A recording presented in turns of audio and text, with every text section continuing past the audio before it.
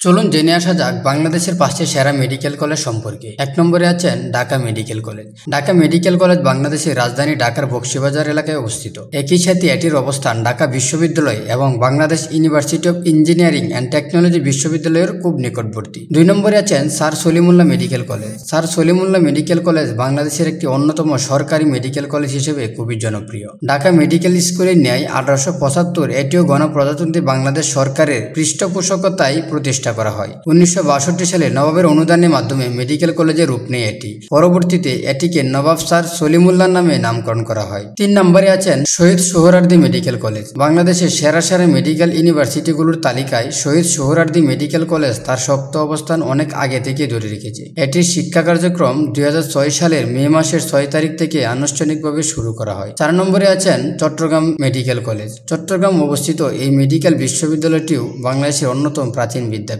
1960 সালে এই মেডিকেল বিশ্ববিদ্যালয়টি প্রতিষ্ঠিত হয়। 5 নম্বরে আছেন Mymensingh medical college. Mymensingh medical college এদেশের আরও একটি স্বনামধন্য মেডিকেল কলেজ, যা 1924 সালে বাংলাদেশের ময়মনসিংহ জেলায় স্থাপিত হয়। প্রতি বছর পোস্ট গ্রাজুয়েট পর্যায়ে প্রায় 138 জন নতুন শিক্ষার্থী এখানে ভর্তি হয়। তাছাড়া গ্রাজুয়েট পর্যায়ে 197 জন MBBS এবং 52 জন BDS কোর্সে ভর্তি হয়, যাদের 10% বিদেশ থেকে আগত শিক্ষার্থী।